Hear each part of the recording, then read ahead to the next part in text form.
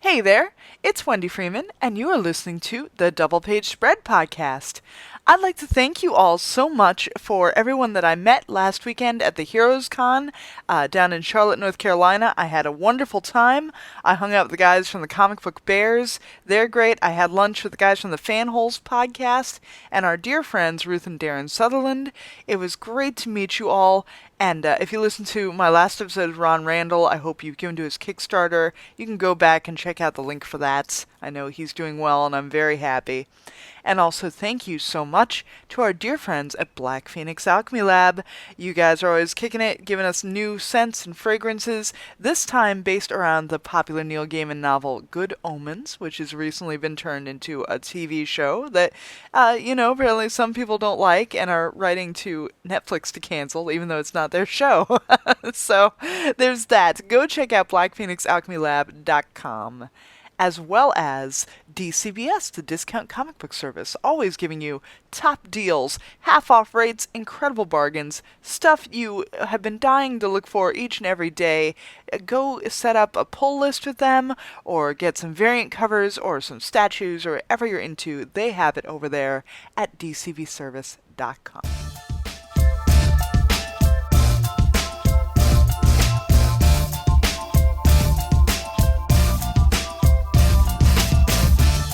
Hey there, welcome back to Double Page Spread, and I am your host, Miss Wendy Freeman, and tonight I am joined by Stuart Moore, who is the writer on Ahoy Comics' current Captain Ginger.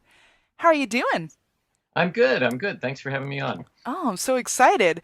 Yeah, I've loved this book since it started coming out last year. Thank Yeah, it's very, very much. Obviously, the simple way to say it is that it's about cats in space. But you've done so much more with this book. Well, thank you. I did. I've said this before, but I really created it for June Brigman, my co-creator and the artist and the primary artist on the book, because I'd worked with her before and I'd just seen the way she drew cats. It was an abortive project we did that she it involved one scene in a cat sanctuary in the Middle East, and she just drew them in every corner of the panel, like fighting and climbing things, and every one of them there were a couple dozen cats, and every one of them had a different personality, and it was just wonderful. And I thought, there's something here. Well, I've been a big fan of June Brigman since Power Pack, Of and she had done like what she did. She did like some horse book. Was it like a National Velvet or something? She had done some sort of adaptation of something with horses. So clearly, her skills at animals are tremendous. Yeah, and she has a lot of cats. I think she just gave an interview where she came clean at the fact that she has 10 of them at home. So Do she you? made fun of me. She made fun of me because I only have two cats. How terrible! I know. What are your cats' names? My cats' names are Rocco and BB, and they're brother and sister. We got them at the same time, and it was one of those situations where they were 6 months old at the time, and Rocco had really huge paws. They were the same size, but Rocco had really huge paws, and BB had little tiny paws. So you could tell just how they were going to grow up. And sure enough, he's twice her size now. I had a conversation recently on another episode about how we kind of dislike the idea of when people name their cats like normal human names. Like how that's kind of a weird thing if your cat's name is like Frank or Bob or something. Yeah, Rocco was named Samuel when we got him, and that just seemed completely wrong. Well, also it's so distracting, like on social media when people are like, "Oh, Sam is in the hospital. We're really worried about him. He could go any day," and you feel like, "Oh no, they're losing a major family member." It's like, Or if oh, you're it's on the phone and they're like, Samuel, get down from there. Samuel, you don't know who they're talking to. Like, you think they've got some relative who can't behave themselves or something. I've had a lot of cats and over the years, and they all have different personalities, and I know them. I think I know, like, one of the nice things about writing Captain Ginger is that I think I know cats well enough that I can kind of just come up with gags for them and just map their own personality traits onto people, because they are sort of like, the characters are sort of like people. And that's fun. And then June adds lots and lots of kittens and little background details and little bits of business that the cats are doing, which is always great. Well, this book is also nice because it makes that balance between the cuteness of cats and the feral sort of instincts of cats. Yeah, that was a point I wanted to make in the first issue in particular because they start off trying to solve their differences by sort of reasoned debate, and that's not actually the way cats work. Even smart ones, I think, are going to break down and just have a big scrap once in a while and take care of their problems that way. Though not always. And we humans do that as well, and sometimes it's good and sometimes it's bad. But it's very, very much like not directly a book for children. No, Yeah. I conceived of it not as a book for children. I don't think there's a lot of terribly objectionable content in it. There's a little bit of violence. I had noticed I used mild swearing on the first page of the first issue, and then I did it again. So I think I was trying to make a point. Like I did want to say, no, this is an adventure story aimed at a slightly older audience. Even though I think a lot of kids can handle it. Hmm. And you have at the center of definitely the early stories is sort of the conflict between Ginger and Mittens. Yes. So let's talk about the different characters. It seems like you really, really did a good job of establishing this balance of these different personalities of these cats in the first few issues and introducing like a lot of characters. Well, thank you. The one thing that helped was Ahoy was on board with us having a much longer than usual first issue. I think it's 35 pages. So that gave us a nice long kickoff and let me tell an entire story and, yes, introduce an ensemble, which is something I've played with a bit in the past, like just juggling a lot of characters like that. But this is probably the most sustained version of it I've done until my new book, Bronze Age Boogie, which has been even more that way. But that's I've thought about that a lot. I've thought a lot about how you juggle characters. Whatever you think of the rest of his work, and I like it quite a lot. Joss Whedon is kind of a master of that, of just like throwing a whole bunch of characters into a stew and making sure each one of them gets their time, has their own arc, and is important in the overall story. So that's he's a kind of an inspiration on that level. Hmm. Let's talk about what the cats are going through and so the problems that they're facing without their feeders, without the humans around. Yeah, well, it is a situation where the humans died out rather suddenly. There's a plague. You will learn a little more about. I mean, there's no particular mystery about it. It's pretty much explained in the first issue, but you'll learn a little more about it in the second season when we come back. But basically, they were experimental animals. They had there was a particular scientist who. Actually, there were two of them, and you'll learn more about that as we go along. But there was a scientist who particularly loved cats, and the focus of his experimentation was increasing their intelligence. So he was in the middle of all that, and he was involved in those enhancement experiments when the plague hit humanity and everyone died out. So the cats were basically left alone, and there are some strong implications in the early part of the story that the cats had a rough couple of generations there while they figured out how to survive on a giant starship where they've been left entirely alone. And by the time we pick up the story, it's a few generations later. They've learned to operate the controls. They've learned to operate the ship's maker, which produces food and also replacement parts and various things they need. So they're a little more.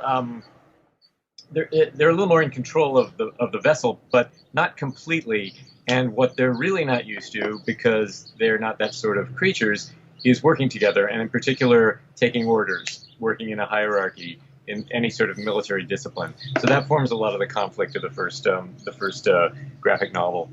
Right, because I mean, obviously, there must be a certain evolution. Like these cats, Right. I mean, the generations of cats are, what, maybe like 15 years or something.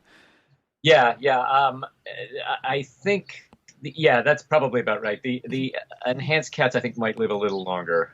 But yeah, and there's another thing, which is June started drawing so many kittens. I had to sort of figure out how that worked, and it won't be explained until the second series again. But some of the kittens you see on board are just ordinary unevolved cats who survived as well. And some of them are the children of the evolved cats who will grow up and learn how to talk, but they're just babies now, so they don't know yet. So there's that, and that added another nice layer of tension because the evolved cats feel a certain responsibility to their ordinary cousins, to take care of the cats who haven't had their intelligence enhanced. So that's another thing they're trying to do, is just sort of protect those little cats. But it also seems like there would have to be some sort of caste system, where like maybe there are cats who look down on the unevolved cats or something. That's possible. There are also feral cats living in the ducts Hmm. and the corners of the ship, and everyone kind of looks down on them, which may or may not be fair. And that's something we'll probably explore eventually. There'll be a major twist in the second series that will sort of throw the whole hierarchy up in the air. Yeah.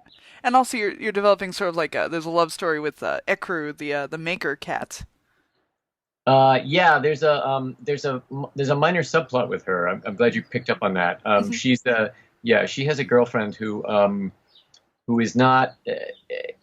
There isn't a lot done with that in the first book. But Ekru's a very important character because she controls the ship's maker. Basically, she controls the ship's food supply, as well as all capability to replace broken parts, which happens a lot.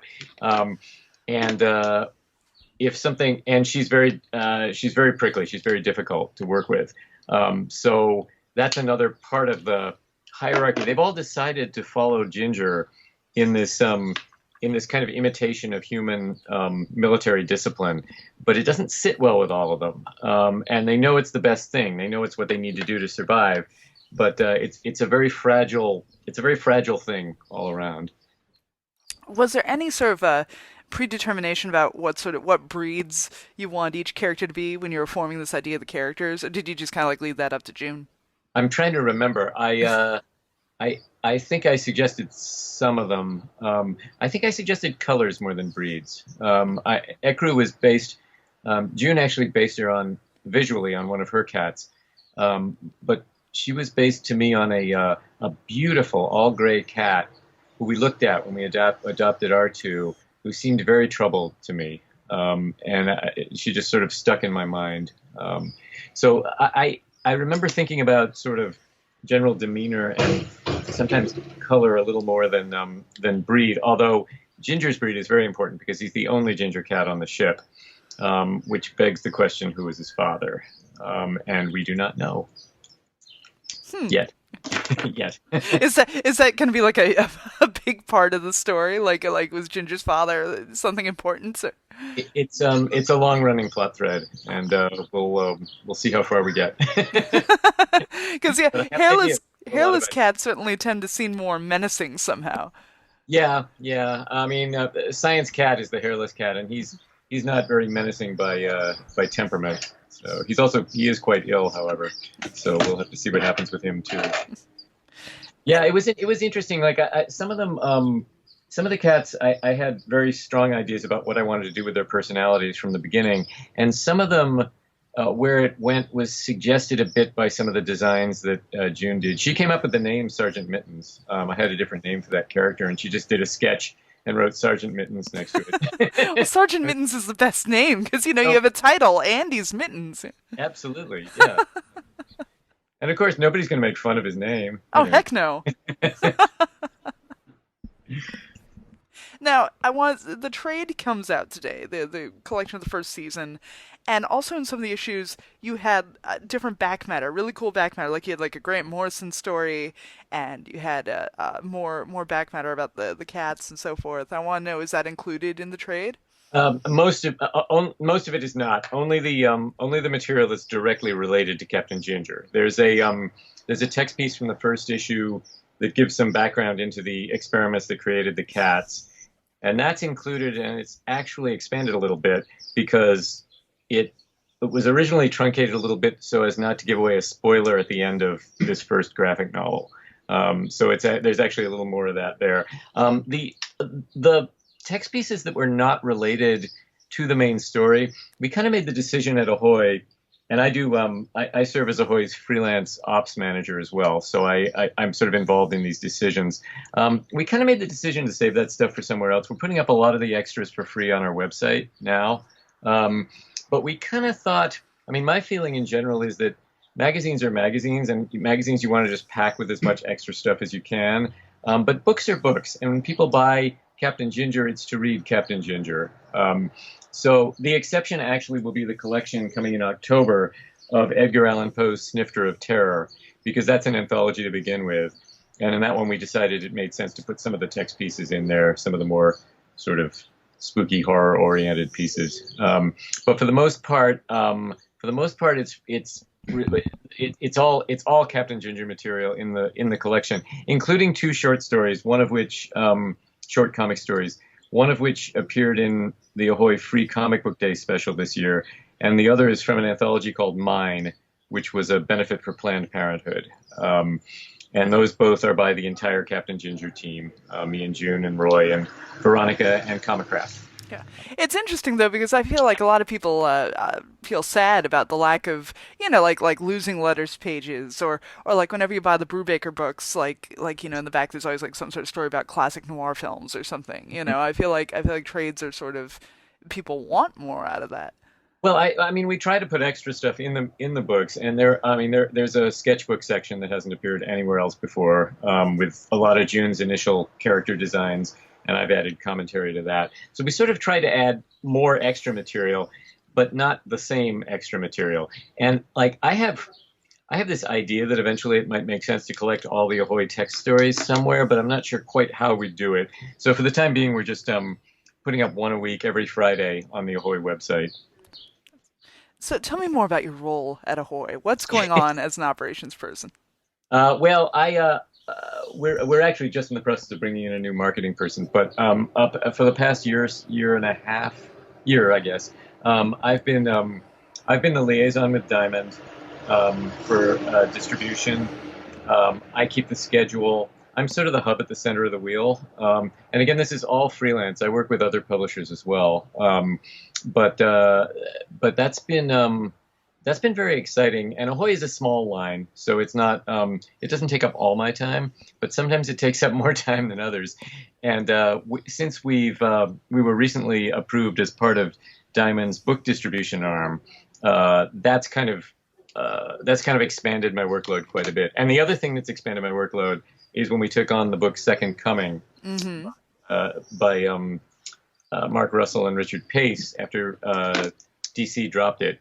And that's just gotten the company a lot more attention, and that's sort of added to it's great. It's all good, but it is a lot, and I have to sort of make sure I have time for my own writing and editing my own books, which are the only books I edit. But I also I just had an X-Men novel come out a few weeks ago, so I try to keep my hand in elsewhere as well.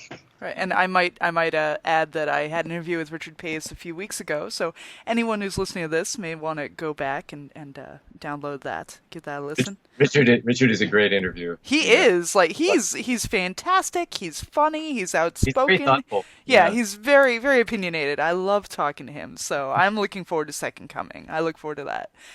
And yeah, so you've worked as an editor at Marvel and DC, and you write the adaptations and novelizations of several movies and so forth. Like you've done John Carter, yeah? I did. John Carter, I think, is the only movie I've done a direct novelization of. The Marvel books I've done, I wrote novelizations of Civil War and now Dark Phoenix, but those are both from the comics. Those are both based on the comics. They're not straight adaptations of the film storylines. So yeah, I've done that. I wrote a Thanos novel too. That was an original. That was nice. Yeah, it's I also have coming out from DC in October a book called Batman Nightwalker in the new Ink line, which is an adaptation of a novel by Marie Lu. So that keeps me busy too. Because I'm so fascinated with like novelizations, do they say, because sometimes you read those novelizations of books and they'll have scenes that are cut that never make the movie. So I always wonder, like, do you get the script first? Like how much play is there? And especially doing something like Civil War, or something like how much security is around that? Working for Disney. Civil War, that was an adaptation of the comics, which had already been out for several years at that point. So there wasn't a lot of security around it. John Carter, that I wrote that around I can't when the movie came out, 2011 or 2013, something like that. And they sent me, they mailed me a copy of the script with a unique identification number and a holographic Mickey Mouse head on every page, which I assume would send off some sort of radio signal if it got within 20 yards of a copying machine or a scanner. So I just had this one physical copy, and I literally like unbound it so I could take like some pages with me various places. Yeah, there was a lot of security around that. Nowadays, it's done a little more. It's actually changed a bit since then, even. And this is all done a little more with secure assets, websites, and things like that. I also wrote, I co-wrote 2 Art of the Movie books for Marvel, Thor: The Dark World and Iron Man 3. And there was the same sort of security around those. For those, they actually brought us into the office and let us read a copy of the script, but they took away all our electronics. We had to take notes on lined paper on the scripts. So that was kind of wild. After a while, you're in a dark room and you're thinking, how long have I been in here? You don't even have your phone. Like, you can't tell. It's like being being taken in by the KGB or something. Yeah, it's sensory deprivation. Who are some of your favorite anthropomorphized animals, or sorry, animal stories? I'd have to think about that for a minute. Are you a Watership Down fan? I've never read Watership Down. Oh. I've always meant to. I read Richard Adams' second book, Shardik, when I was a teenager. I remember, which I liked a bit. And Plague Dogs. Plague Dogs was also so excellent. But I did. I also wrote an adaptation of the first Redwall novel. I love Redwall. Yeah. But the graphic novel of that with Brett Blevins, and that I liked quite a bit. I'm trying to think. I'm sure there are others. I'm just not. I mean, I'm a giant fan of Howard the Duck. That's like one of the most important comics influences on me. That's a little more adult. That's a little more. At the time, it was a little bit shocking for Marvel when it first came out. Also, it was very much so that breaking the fourth wall sort of meta, kind of goofy books at the time too. It was kind of surreal in spots, yeah. What about like the classic sort of the classic Scrooge McDuck sort of Carl Barks stuff? Yeah, I should have thought of that actually. Yeah, I love the Carl Barks stuff, and I like some of the stuff that came later too. The Don Rosa books are a lot of fun. So yeah, definitely those are classics. And I really love the come to think of it, the very early Mickey Mouse by Floyd Gottfredson, before he had pupils in his eyes. When he's just kind of like a hyperactive madman crossed with a little kid in the early stories. And there's that one great newspaper continuity that I don't think Disney officially likes to have reprinted, where he just contemplates suicide for an entire week, and he's like he's filling up the house with gas and he's pulling a rifle down off the wall and stuff. Like that was brilliant. It was the Great Depression, We were all thinking it, I guess. Well, I mean, I love like those Italian reprints, those collections like the Italian Mickey Mouse stories. Like those are so cool. Yeah, those are wild. Yeah, and that you can kind of see another cultural sensibility just meshing with the original concept of that character beautifully there. Yeah. So I wish America, could take more chances with Mickey Mouse. Like I read a book recently that I absolutely loved. It was about the history of Oswald the Lucky Rabbit.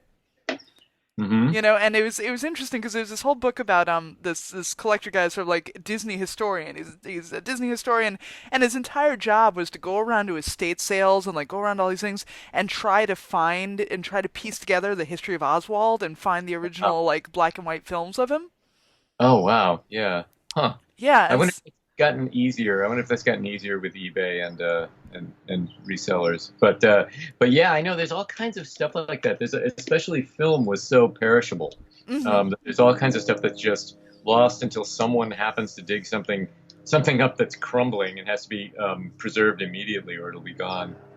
Yeah. There was a big hoax, I think, a few years ago around Doctor Who, because there's so many of particularly the Patrick Troughton episodes that are just gone, that are just missing. And someone claimed to have a big treasure trove and was negotiating with the BBC to try and for them to buy it. and I think it turned out to be a hoax. Like I think he was just trying to get money. So that was kind of sad. Well, it's interesting. There was a documentary on the WWE network about some like lost Bret Hart match that they only they only just rediscovered it, and like it was this big deal because it was him putting over this like other wrestler guy who just vanished.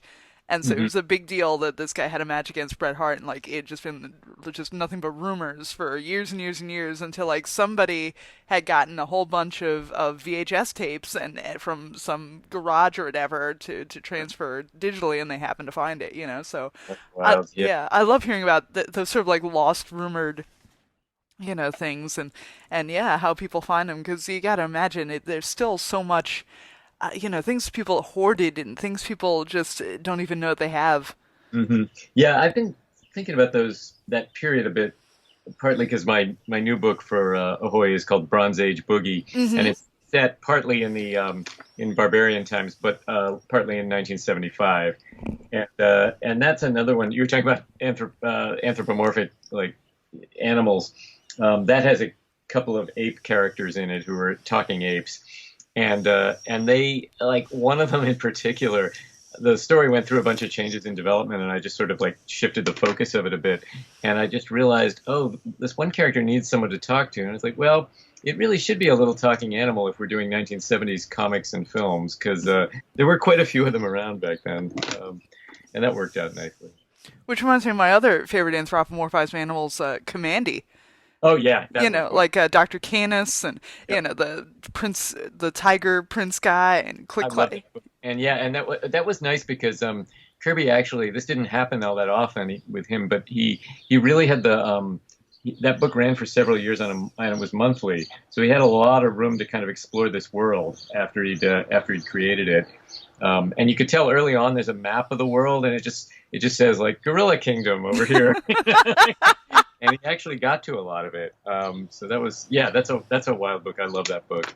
Yeah, I mean it's one that once again one of those things where like you know it's a Planet of the Apes ripoff of the time, but like he put so much effort and so much, you know, so much integrity and heart into that book. You Yeah, know. and it's also a very human book because Kamandi is very you really feel for him, kind of just trying to find his way all the way through it. Whereas some of Kirby's books could be so big and cosmic that you kind of lost that a little bit. But this is yeah, I think it's one of his best works. I'm a giant fan of the whole New Gods series. That's probably my favorite of Kirby's work. But Kamandi's a close second. Yeah, I had read an interview with you where you mentioned your favorite Kirby work as being that Ghost Ship issue of Oh, New Gods. of the New Gods. Mm-hmm. Yeah, yeah. There's that, and I also love Hyman, which is basically the origin of Mr. Miracle, where he's a Mm-hmm. teenager growing up on Apocalypse, and the escape is just beautiful. It's so moving. And Kirby's writing was so strange. Like it was just like his dialogue was like nothing humans had ever said aloud. When it works, it's just wonderful. It's just so unique. But it's the same thing with like you know I mean his structure of faces Oh yeah. you know like so many of his things are things that don't work in reality, but Every he once in a while, I saw it's not a terribly good movie, but the remake of Solaris that Mhm. George Clooney starred in, and there's scenes where he's walking around in a spacesuit, and I thought that looks like Jack Kirby, like George Clooney in a spacesuit creeping around an abandoned space station. Somehow just reminded me of Kirby's 2001 and some other things he had done later, Mhm. Captain Victory, stuff like that. It was just something about the visual just caught it. Speaking of excellent adaptations, right, his 2001, Oh which yeah, that was wild. Yeah. hmm Yeah. yeah. I read a long analysis of that once that I think it was on the Comics Journal site that caught something I never thought of, which was said Kirby. There's so much narration in that adaptation, and Kirby was all about explaining everything and telling you what's going on. Where 2001 is exactly the opposite.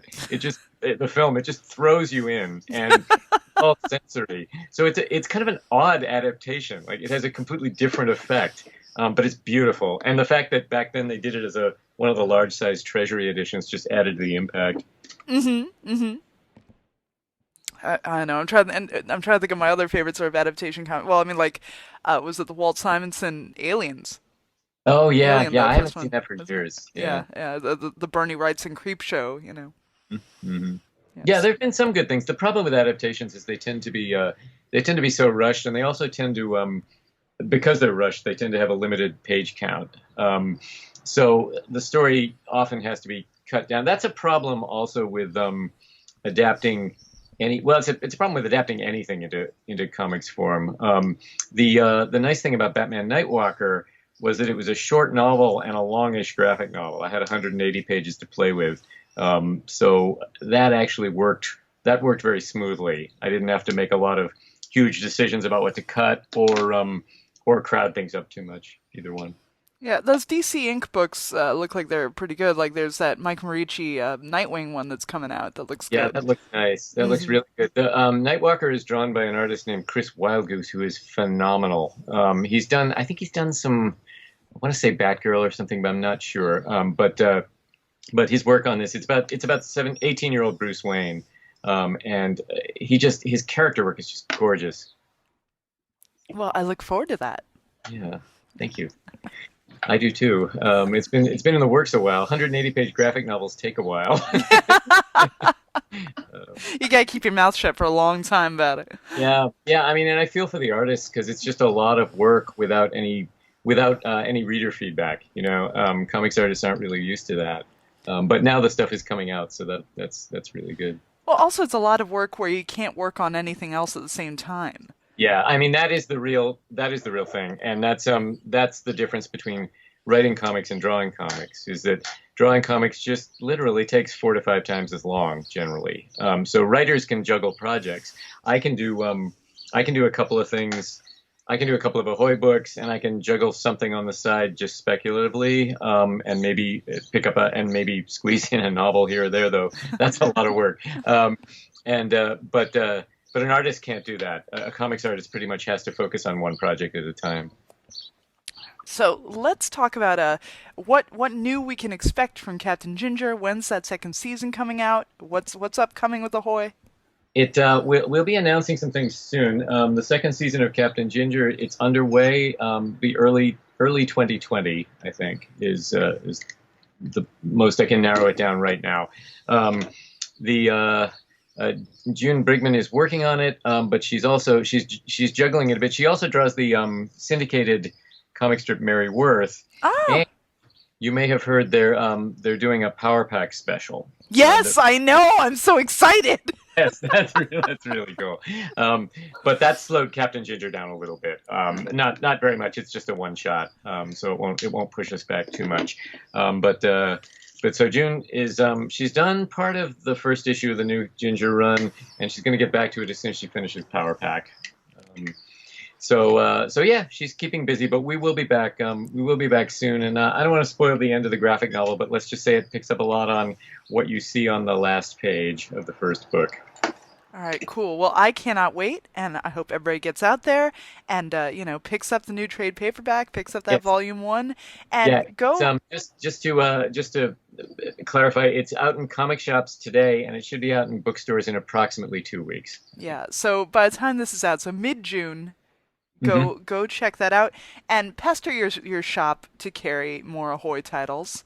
Definitely Politely, go. very politely, but yes. Mhm. Yeah, be very delicate, but pre-order Shops, pre-order shops have, things. we understand that shops they have limited budgets, and they're every copy they order they have to sell or they're stuck with it. So we want to be kind to them. But yes, we're a lot of the Ahoy books. Wrong Earth in particular from the first run absolutely defied sales trends by going up in sales with every issue, and I haven't seen that happen much in the last 10 years. So yeah, I like to think Ahoy books are a good bet. Yeah. All right. Well, so do I, and thank you very much. Thank you.